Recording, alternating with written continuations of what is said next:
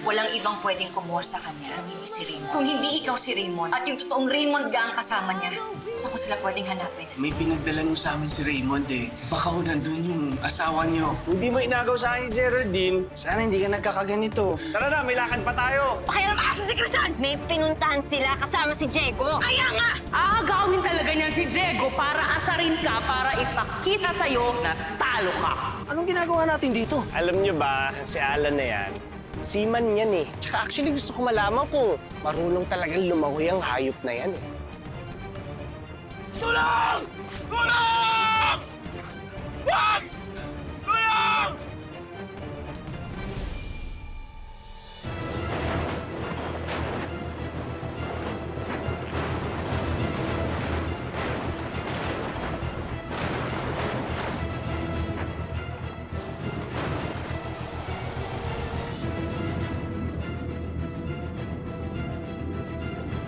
Nakatanggap kami ng report. May kotse daw na nahulog sa Dorosa. Diego, bilis! Balik tayo dun sa Dorosa.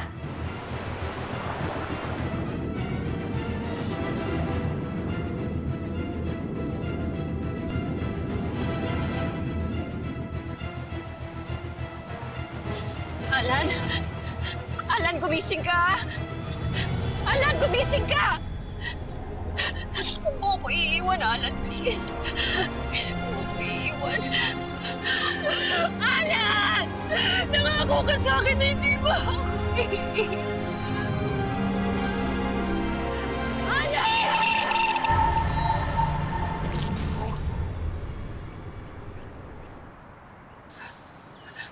Alan! Alan! Ako ang kanlungan ng iyong pagmamahal. Sa init at lamig ay di ka iiwanan. Ang mga bituin gagawin kong ilaw ng lalong magningning. Pag-ibig kong sa'yo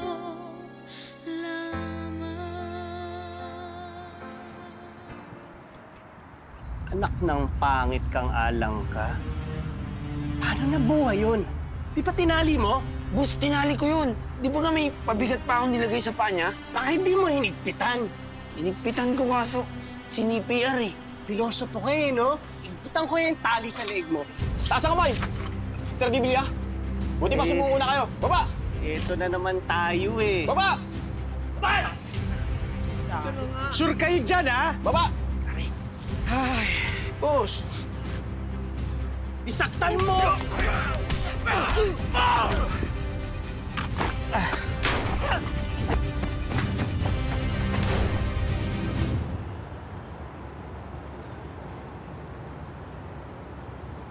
So I've heard the good news from my colleagues. Despite his injuries, wala raw tubig sa baga. CT scans were also normal. You're very blessed. Gumising na ba siya? Dumitilat-tilat. Parang in and out of consciousness. Don't worry, that's probably an effect of the medicine. But he's safe now. Salamat.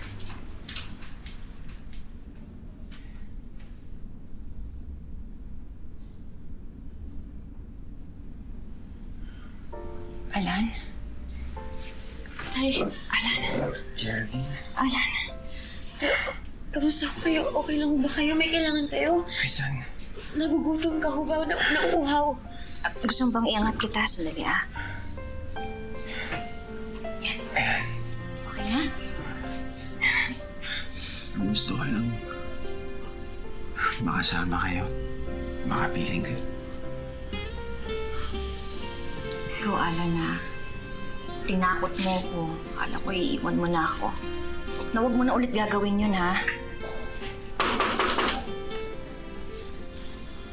Sir, pwede na ho ba namin kayo hingin ng statement? Alan, gusto mo bang makipag-usap sa polis o gusto mo muna magpahinga? Okay ako, Geraldine, ngayon na. Hindi ko na to pwede ipagpaliban pa. Sir, alam ko kung sino ang gumawa sa akin ito. At kilala nating lahat. Si Raymond De Villa. Sandali lang, nakakulong ho si Sir Raymond, Tay. Hindi. Sigurado ako, nasa labas pa rin si Raymond. Alan, sigurado ka ba?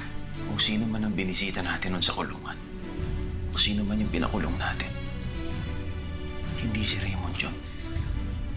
Ang totoo niyan, nakita rin siya ng kasama ko. Nagkabarilan pa nga sila eh. Gusto lang din namin i-verify sa inyo. Opo, nagkabarilan ho kami na Raymond. Nakaitim na damit pa nga siya kahapon. Tsaka maong na pantalon. Yun, maong na pantalon. Siya nga yun. Si Raymond yun. Ibig sabihin, hindi ba ho tayo ligtas? Sandali, anong mangyayari ngayon? Ha? Kung ganun, mali nga tayo ng taong kinulong. Mukhang nagsasabi ng totoo ang lalaking yun. Mukhang matinig talaga ang Raymond na yun. Sir. Sana naman ho talaga makulong yun na yung totoong Raymond. Kasi hanggat hindi siya nakukulong, hindi kami ligtas. Yung lalaking nakakulong ho, yung kinulong niyo bilang si Raymond De Villa, ano ho nangyari sa kanya? Sa totoo lang po, ma'am, ngayon lang po kami nagkaroon ng ganitong kaso. Kung talagang hindi siya si Raymond De Villa, makakalaya po siya. Sana naman talaga mahuli na yung totoong Raymond. Hanggat hindi ho siya nakukulong, hindi ho kami ligtas. I can't believe why Raymond would go through all that trouble para lang hindi siya mahuli. Pero alam kong kaya niyang gawin yun. Dr. Shet, hindi mahirap para sa kanya makakuha ng colleague or kaibigan who would do that for him. Matalino si Raymond. Which makes him a dangerous adversary. Hindi ho tayo magpapatalo sa kanya. Hindi, anak. Maglalagay po kami ng bantay na pulis dito sa kwarto ni Mr. Magpantay para masigurado po ang kaligtasan niya. Salamat ho. Sige ba? Sige po, ma'am.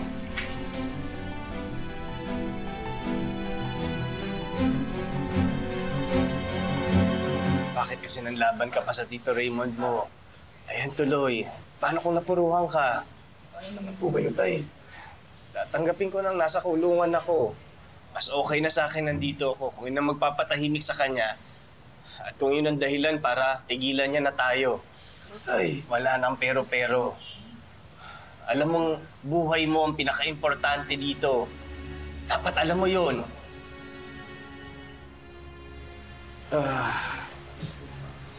Samuel Calderon, makakalabas ka na.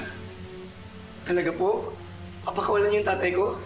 Nagkamali kami. Nahanap na namin ng records mo. Hindi nga ikaw si Raymond De Villa. Paano niya nalamang hindi ako si Raymond? Ang gulo na naman si Raymond sa labas habang nandito ka. Maski nga si Alan Magpantay, sinasabing hindi ka ang Raymond na yun.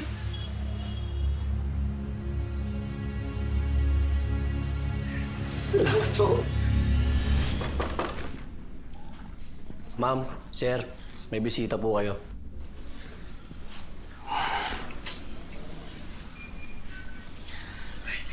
Bakit niyo siya dinala dito? Ma'am, hindi po si Raymond to. Si Samuel po ito. Gusto lang po kayo makausap. Sir, maraming salamat ho. Sinabi ho sa akin ng mga pulis na kayo daw ho nagpatunay na hindi ako si Raymond. Talagang hindi kayo si Raymond. Pasensya na po dahil napagkamalan namin kayo. Pasensya na rin kasi kung ano-anong masasakit na salita yung sinabi ko sa'yo. Oo nga po eh. Pero okay lang po yun. Ang importante ho kasama na ho kami ng anak ko. Salamat ho sa lahat.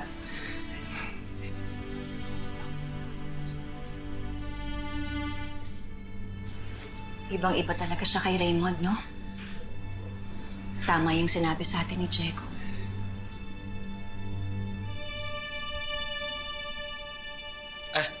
Samuel, Diego. Mabuti po't nakalayan na kayo. Diego, maraming salamat ha. Narinig ko pinagamot mo si Claudio. Ako, ang laki-laki ng utang na loob namin sa'yo. Sige po. Salamat, Iyo. Diego, salamat. Sandali lang po. Sabi po kasi sa akin ni Claudio, kailangan niya daw po magpa-opera.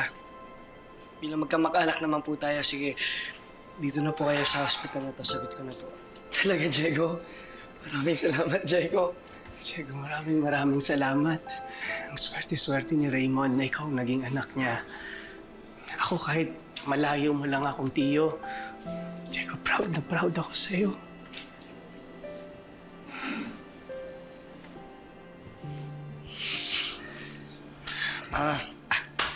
Nurse Josie, Sige, pakisamahan na po sila. Salamat. Salamat. Diego, salamat, Diego.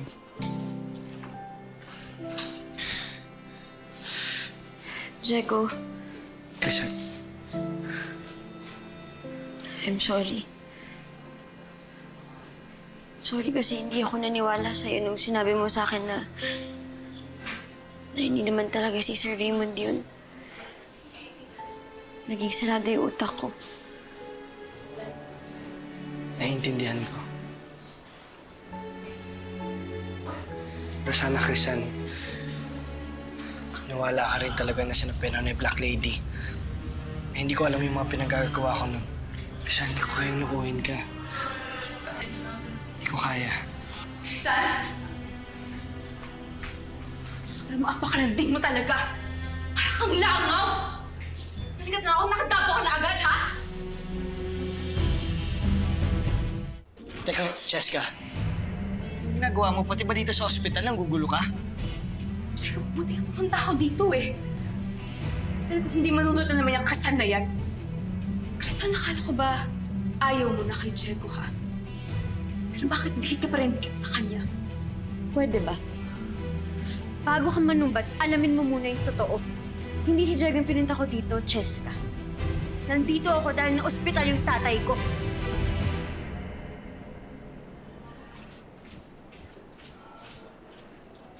Cheska, ano lang ang ginagawa mo? Ba't mo dinidiktahan ko sino pwedeng lumapit sa atin at sino hindi pwede? May relasyon ba tayo? Wala naman, di ba? Kaya please, huwag kang umasa na parang girlfriend ko.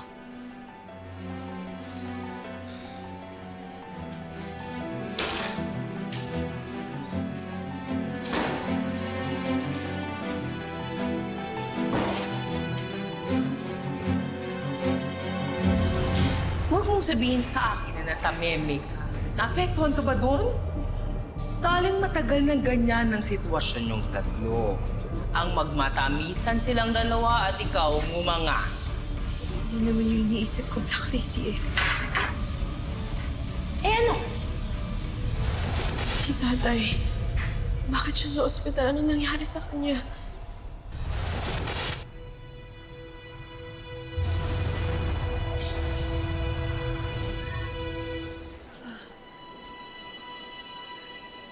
Kuya, dito ho pa si Alan magbantay. Kaano-ano ka na pasyente yan?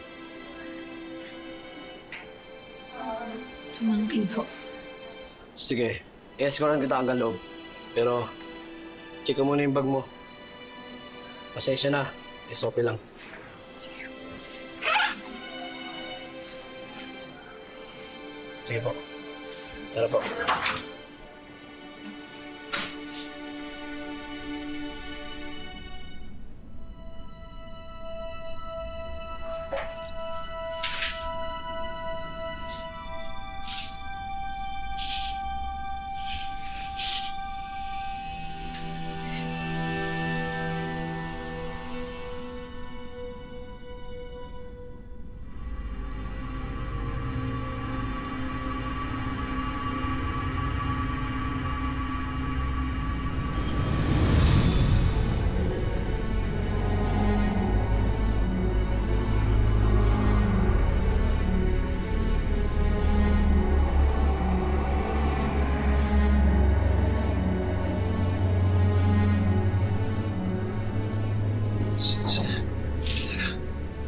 Sino ka?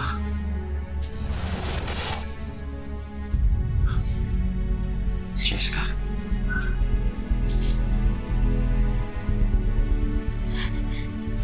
Ako po ito si Cheska.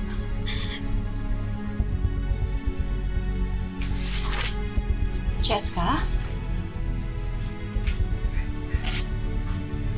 Anong ginagawa mo dito? Bakit mo binibisita yung tatay ko? Cheska, salamat. At naisipan mong pumunta dito. Cheska? Kaya anong sinabi niya sa inyo? Wala naman. Kakagising ko rin lang ngayon. Ngayong pagdating ninyo.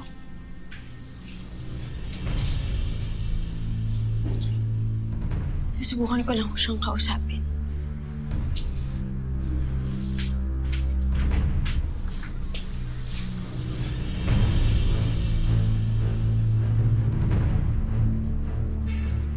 Cheska! Ano, Crisan?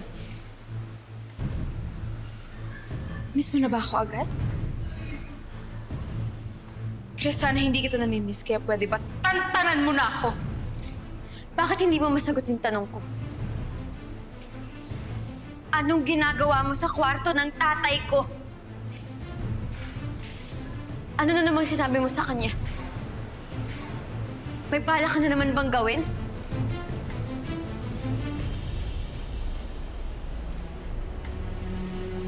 Kung may away tayong dalawa, Cheska, sana sa ating dalawa na lang yun. Huwag na huwag mong idadamay yung nanay at yung tatay ko. Dahil gagawin ko lahat para lang ipaglaban sila. Protektahan ko yung pamilya ko. Crisan, ang dami mong sinasabi! Sinungaling ka, Crisan! Pinabayaan mo ko!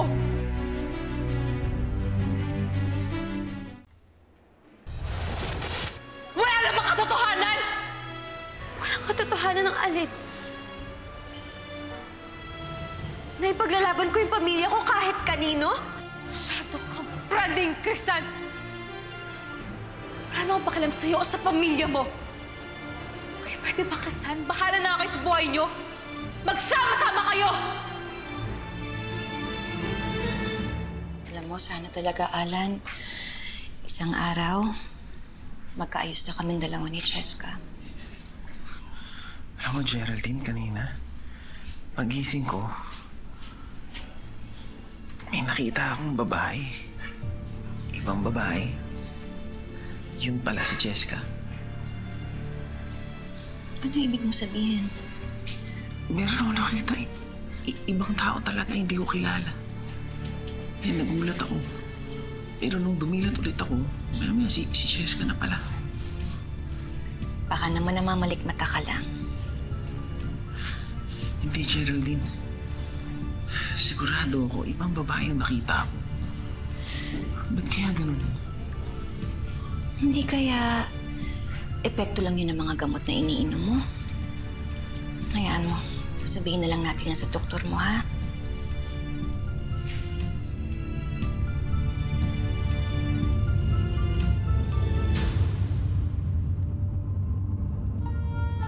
Crisan, paano to?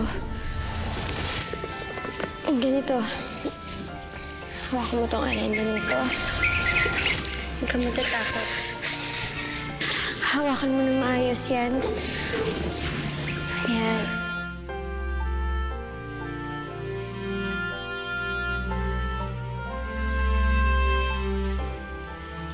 Kaming dalawa, magkaibigan, magkapatid, walang iwanan, Tex-Mat.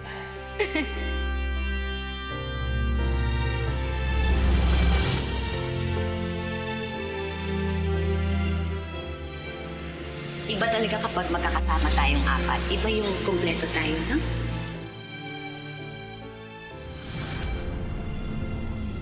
Ma'am, bakit pa kayo umiiyak? Ano bang pakialam mo? Nagtatanong lang po, ma'am.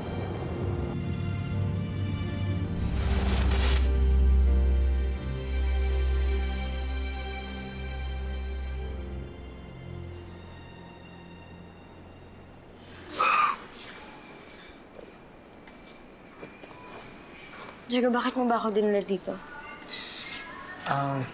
May kasi sa taas eh. Maraming tao, hindi tayo makapag-usap na maayos.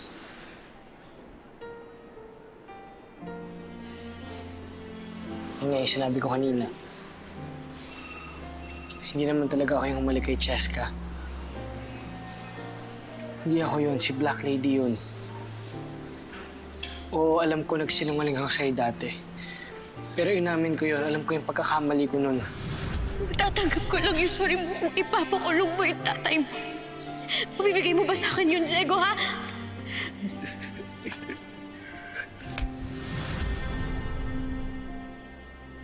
Please maniwala ka. Hindi ako yun.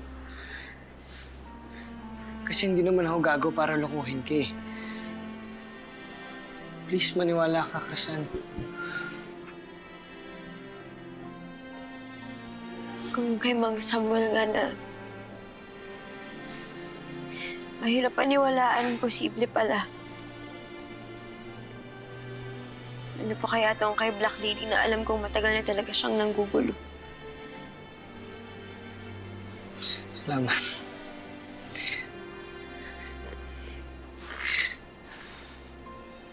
Salamat, Krisan. Salamat. Kung nandito talaga si Black Lady, bakit? Anong gusto niya, Diego? Kailangan natin siyang mapigilan bago pa siya makagawa ng masama ulit. Tama ka. Pero ang tanong dyan, nasan si Black Lady? Kanina siya nakadikit ngayon? Hindi kaya kay Cheska?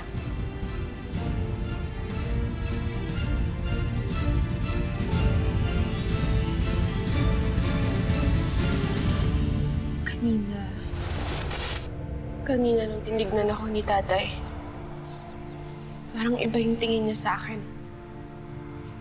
Parang nakikita niya talaga kung sino ako. Hindi kaya nabuksan yung third eye niya dahil sa near-death experience niya? Patay. Well, sabagay, patay ko na naman talaga. Huwag kang lalapit sa kanya, baka mabuking ka. Well, sabagay, hindi ka naman talaga makakalapit dahil lagi nga nandoon si Krisan. Lahat na lang kasi talaga sinusolo ng babaeng yun. Hindi ko rin maintindihan kung bakit para sa lahat siya pa rin ang bida. Sa totoo lang naman talaga, masama naman talaga ugali ni Krisan.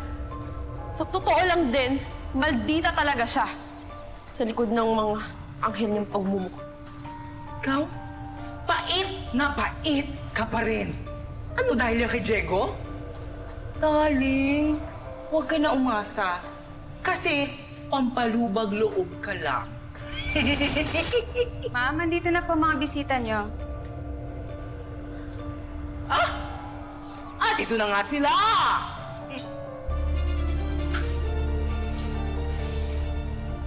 Ang sweet, ha? Nagkasama pa talaga kayo na pumunta dito. Bakit, Krisan? Pinapamukha ba sa akin na okay na kayo? Nagmamalaki at nagmamayabang ka na naman, Krisan. Hindi tungkol sa amin ang pinunta ko dito. Ang pinunta namin dito, si Black Lady, nasaan siya? Wag ako. Hindi ako nakikita ng mga yan. Naka-invisible mode ako at saka nilakpan ko na yung third eye niya, no?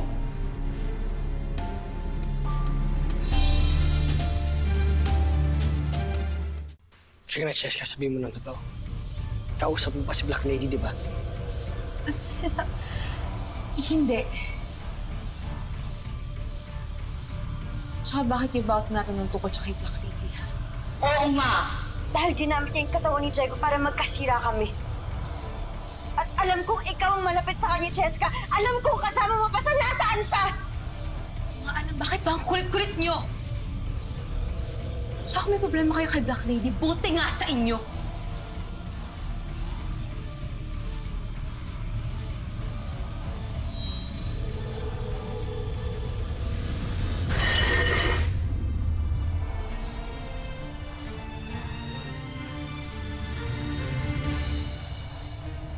Hindi gagalaw mag-isa yung ano yun kung wala kang kasama dito.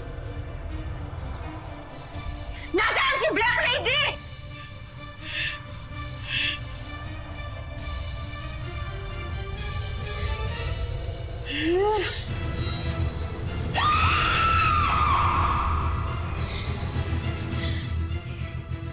Krisan, ibaba mo yan. Ibaba mo yan, sabi! Krisan, pwede mo umalis ka na! Black Lady, nasa... Black Lady! Black Lady! Umalis ka na, Krisan! Celia! Celia, palisin mo itong mga to! Celia! Halika na po, ma'am.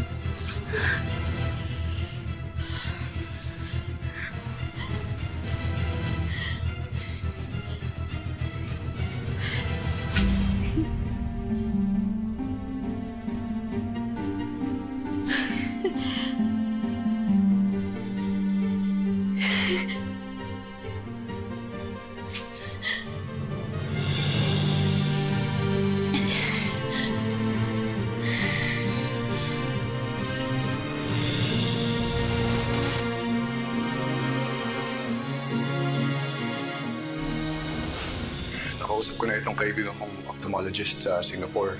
He gave you a slot over there. We've set an appointment for your eye treatment so we can prevent the total loss of vision sa isang mata mo. Kailan ho yung appointment? Aalis pala sila. Hindi ka man lang naalala. Kahit na ilang ulit nila akong paalisin, babalik at babalik pa rin. Hindi nila ako matatalo. Isa lang naman ang paraan para magawa nila. Ano? Nasaan si Crisan? Susundin po namin siya dapat dito eh. Teka, di kaya nauna na si Fernie sa bahay ni Ma'am Maricar? Baka mag-away na naman yung dalawa. Bitawan mo ako!